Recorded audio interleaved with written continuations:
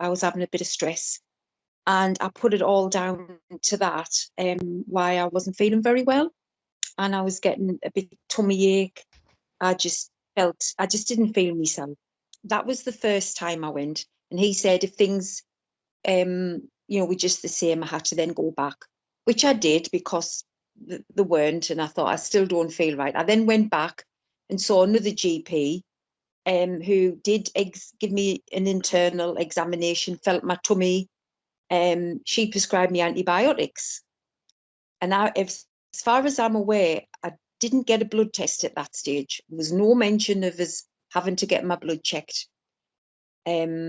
So what happened was I went on my antibiotics because I had a little bit of a water infection as well, and then it didn't seem to do it. And I thought, I just don't feel right in myself. My tummy was feeling a bit, and I wasn't really probably going to the toilet. I felt a little bit sickly. And then I eventually got through the doctors, and I went down and I saw another doctor. And I think that's when I got my first blood test. Now, when I look back in hindsight now, that blood test wasn't a blood test what I maybe should have had, which was the CA125 check. That wasn't on there, I believe. And then I remember this, then it was passed on to this other GP. So as you can imagine, it was doing the full circles. And she actually rang us and said there was suspicious that it could be ovarian cancer. They needed to do another check.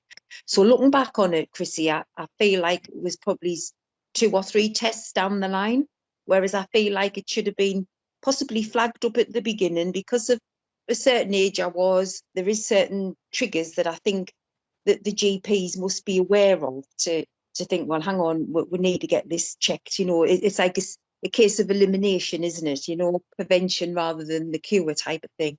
Now, bearing in mind, I'd gone down to the doctors, was either mid to late February. So there was a good, possibly 6 to 8 weeks from when I first went down to when I got this third blood test, because I went back through the calendar to have a look at the dates. And I remember going to the A&E one night, and my husband took us to the A&E. And I remember I could hardly walk when they called me name. And I knew by then I had this cancerous tumour inside us.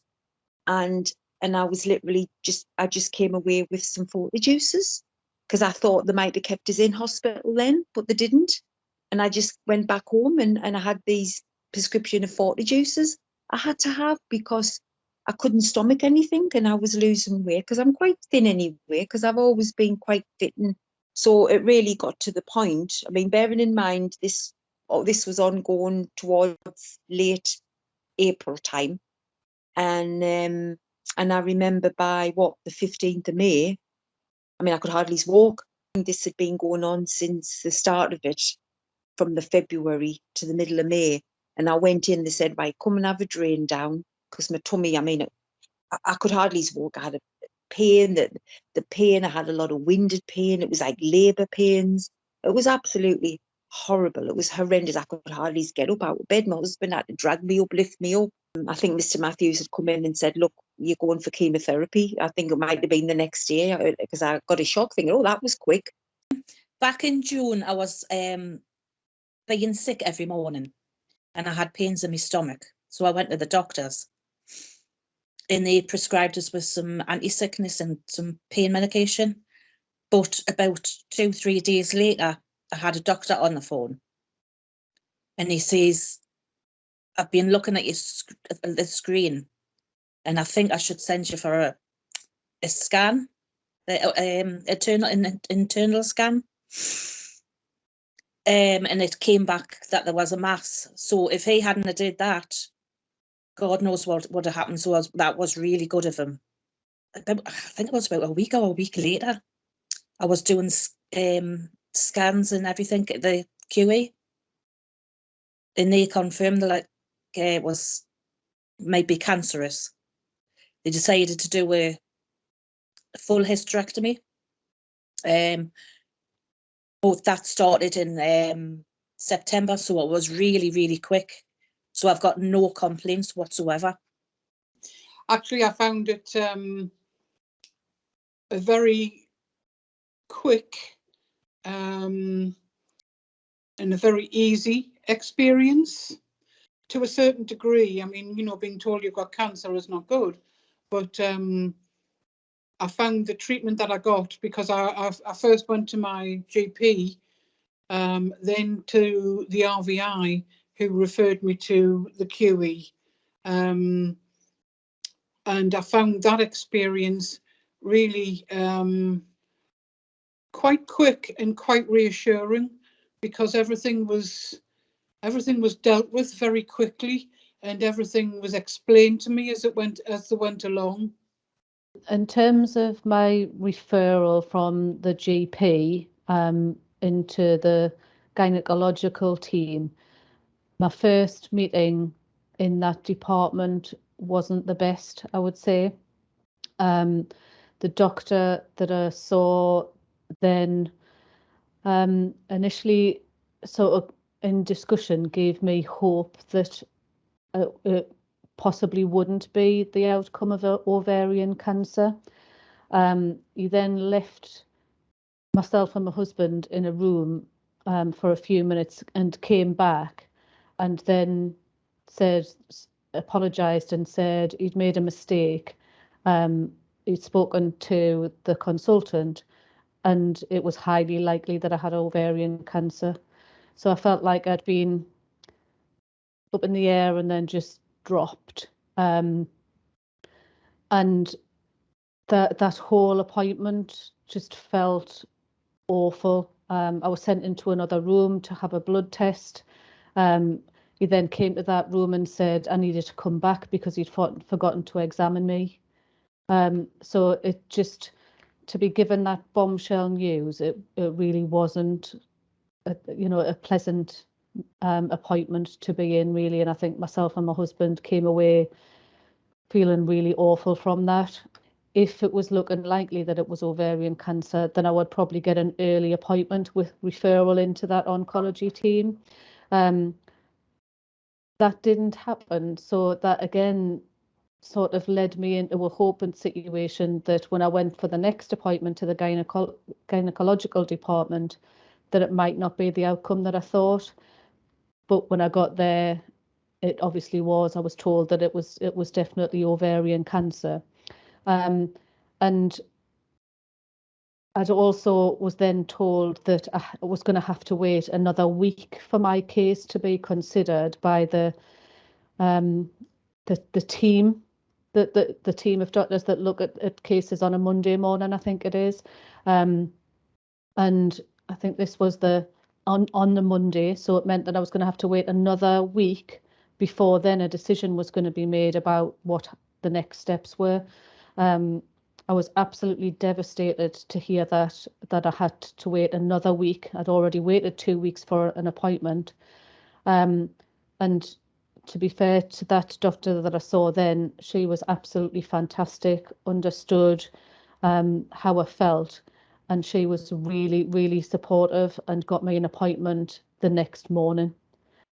I would say from then on, all of the appointments, all of the support I had, I couldn't fault. Obviously, it was very scary to start with. Basically, I was originally at the RVI hospital. Had a few tests and a few scans, a biopsy, things like this. But I didn't get the proper results. I ended up going to the QE, so the surgeon there, and she actually gave us the results, and she said I should have had them beforehand, which that was quite a while after. So yeah, I think I should have been followed up better at the RVI. Everything else was spot on. I was informed exactly what was going to happen and when it would happen, all that kind of thing. Yeah, and they weren't sure whether people have an operation at first until I had my first lot of chemo. But that went so well, I did get the operation. Yeah, and everything was explained. It was just that initial bit at the RVI. Right, I found a lump on me left collarbone, and I went to the doctors and I was given a 14-day review. I went up to Sunderland Royal Hospital to the ear, nose and throat department, and they sent me for a biopsy and a scan. Then they organised for an MRI scan for me, and which they confirmed a few days later that it was ovarian cancer. Now, it annoyed me because I was in the ear, nose and throat department, and it was them that told me I had ovarian cancer. Now, to my mind, they could have had a nurse in the room to explain to me what that was and what the possibilities of it, and they didn't. I asked the consultant, and he explained it wasn't his area, so he had to wait for an appointment to see Dr. Dark at the Freeman Hospital, and he confirmed that I had stage 4B ovarian cancer. So I felt a little bit let down when I was first told, because I had no support. I was given a nurse at the Royal, Robin, I can't remember, Robin Lynch, and she got in touch with me, and she's been more or less my cancer nurse, who I go to if I have any problems at the Sunderland Royal. But when I was initially told, I felt as if I had no support and nobody told me anything. And then once I'd seen Dr. Dark, he put everything in motion for me to get on my treatment and explained everything.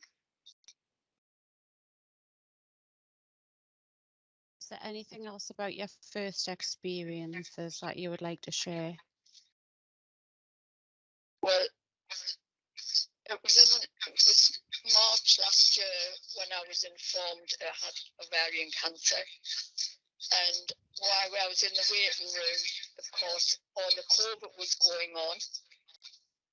But my daughter would come in with me, and as soon as the nurse shouted for me, and I said to my daughter, "You'll have to stay there," the nurse said, "No, she can come with you." I knew then that it was bad news. I didn't know, I had no signs of anything, no feelings, I wasn't feeling poorly. It was just, I'd had a shower and I found this lump on the side of my neck. And when I went to my GP, they said, "You do know it could be cancer." And I said, "Yes, that's why I made the appointment so quick to come in to see you." And after that, everything seemed to just fall into place, but it was like being hit by a train at 100 miles an hour, because I had no symptoms that I was poorly. I think a lot of this is going to be like the worst parts of it because of COVID. Being on the pathway itself was fine, but I think all of the things that were in place because of COVID. So, for example, getting my letters through to go to the rapid access clinic, stating that I must go on my own unless I need physical support. So I did. I went in on my own twice, to be told that I had cancer on my own, and that was really overwhelming. But I wasn't asked if I had anybody with me. When I did, my parents were in the car downstairs. So like taking in all the information was a lot to process. And then after they gave me all the information, I was like, can I actually have somebody here with me, because my parents are in the car? So then they had to hear that for the second time whilst I'm just in a bit of a fog, really. And that happened on all of my appointments, that I had to go on my own. And I don't know it's because of COVID, but to not be asked if I had anybody with me was the hardest bit, I think. And then my parents having to hear it, quite informative, and not tell me not to worry, because I am young and that hopefully it won't be what we think it is, which was reassuring. But I think there was a lot of backwards and forwards and a long wait between, or what felt like me, a long wait between having MRIs and CT scans. And I know you'd asked me for the positives, I've just come up with another negative. But there was one point, like, I was told I had cancer, then I was told it was endometriosis, and then I was told again it was cancer. So that was a lot to process. I've got ulcerative colitis. I've had it about 8 years, and I think like the cancer, really, looking back. And even when, because I wasn't very good at all around the Christmas, and like 19 that would have been. And instead of going to the doctors, making an appointment at the doctors, I had an appointment for my 6-month check at the IBD clinic at Wansbeck Hospital. And I put off just thinking, oh, well, that's what it was, the colitis. And then I went in, and I was at that stage where I could hardly even put my shoes on. And it was her that examined us and then sent us for the CT scan. I was going every 6 months to the IBD clinic, and I think they could have like emphasised more on the cancer and more like, I'm not saying it caused it or anything like that, but just the links with it. I mean, the bloating, the pain, it was all the things that I had and put down the colitis. So I think that that could have been a bit of a help. But I think it was me as well, just being so convinced that's what it was, which looking back was a bit naive. And then getting examined, going for the CT scan, that didn't take long at all. I went back to see the same doctor I saw, and that was quite nice. And then she said, oh, it was like ovarian cancer. And then just waiting for appointments, really. I was a bit in limbo first, because you had like a bit of a shock to your system. And then once I got over the shock, it was like waiting for appointment. And at that time, I felt as if I wanted a plan. You know, somebody to say, right, you do this, you go there, you have that. And I thought that took a while. But once I like got in the system, I think, then I felt a lot better. And I'd gone to Freeman's Hospital, and they took all my details and everything. And he had more of a plan for us, and he'd said, well, like chemotherapy. In fact, I was there on the Monday just seeing him, and he said, well, why don't you start your chemotherapy the day after? And I thought, oh, yes, good. I felt as if I was going forward.